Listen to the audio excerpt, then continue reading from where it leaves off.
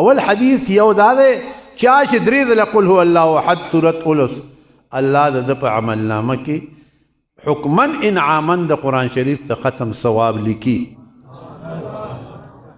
څومره اسانه او ثواب یې دومره ډېر.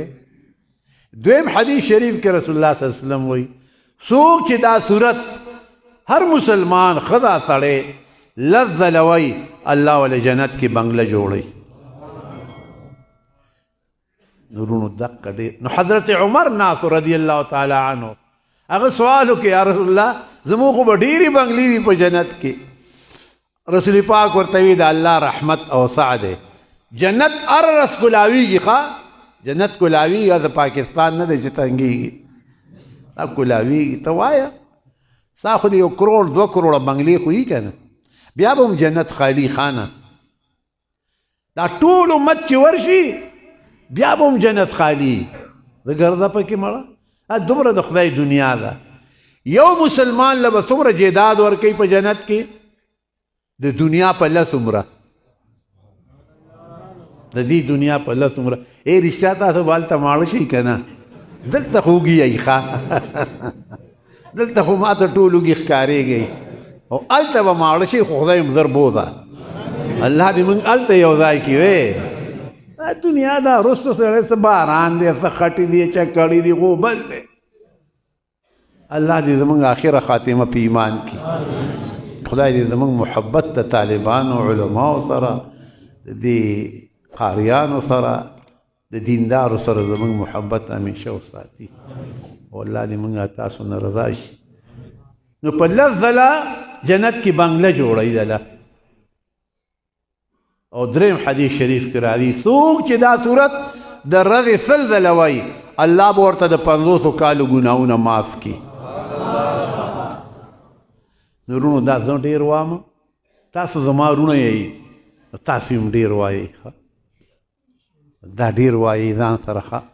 زه به درته یو مثال وایم. یو بزرګ دی هغه ته سیر سقطي رحمت الله علیه وایي په یو شپه کې به هغه 10,000 ځله وی څومره کیمیا یې ته جوړه کړې وه.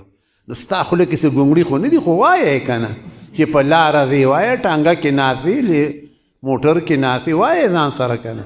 خدای دې ټولو له توفیق ورکړي. ښه تی ازمیښ وکړه یو 40 ورځې کوشش وکړه قضا کوی ما وایه چې هر څومره د مقدار مقرر کوله ته په خپله په خوند باندې پوه شي. ښه دې کې یو خوند دی یو لذت دی یقین وساته خو په هغه لذت دی خدای تاسو پوه کړي. نو بیا به پوه شي خو لغون ته ځکه مونږ خو ډېر د ګناهونو هسې بوجۍ یو نو لږ اثر په مزه کوي. ښه نو تاسو به لږ یو څو ورځې وروسته پوهېږئ ځکه دا خو هر یو شی چې ګنده شي ویندې به یې صفا کې. زمونږ د زړونه زنګ پې ختلی دی زنګ او د زړه سیقل قرآن دی ذکر دی او مرګ د یاداشت دی. هر څیز دپاره چوساري که نه چوسار معنی اوسپنې چوساري لرګي چوساري زنګ ته لرې کوي.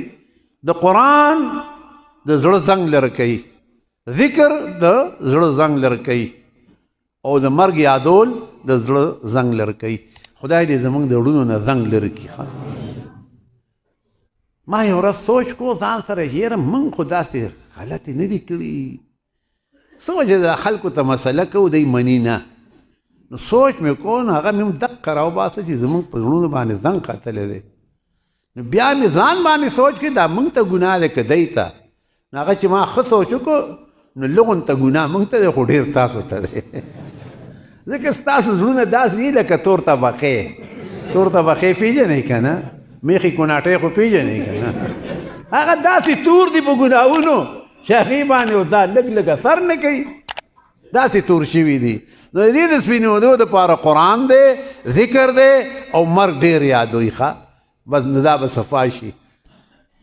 الا بذکر الله تطمئن القلوب واتبع سبیل من اناب الی. تابع شه د لارې د هغه چا اناب الی چې الله ته د قربت پیدا کوي. احمد بن حنبل الله خوب کې ولیدو یا الله انسان تا ته پس نږدې کېږي وی به کلامي زما په کلام یا وی بفهم او بغیر فهم معنا که بی معنا وی ایون څنګه چې وي که الفاظ دی هم د الله د قربت ذریعه ده او که معنی دی سره د الله د قربت ذریعه ده خدای دې ورته تاسو مونږ کینی ښه و یو خبره درته کوم اخیري قرآن ته ګورې کدو کریله نشي راتلی ښه کدو کریله قرآن ته نشي راتلی څنګه چا ویلي دي رب العالمین وی ښه فأصرف عن آياتي الذين يتكبرون في الأرض بغير الحق اړوم د آیاتونو خپلنا د کتاب خپلنا کسان چې تکبر کوي بر نه حق د کتاب نه اړوم بل پلې بوزم تا رخص خرڅ روچرته بل کتاب ته نه راولم او دی کتاب ته څوک راولي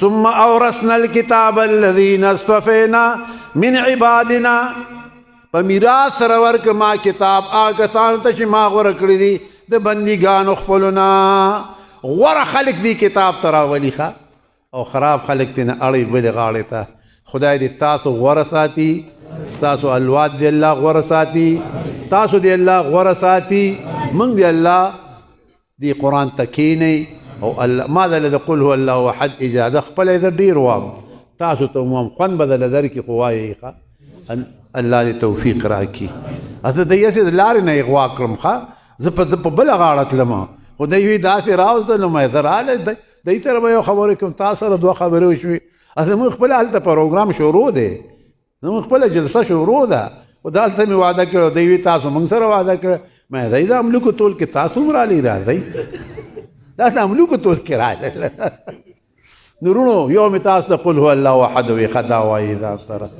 او شر یې مه کذا کوئ دا مه کذا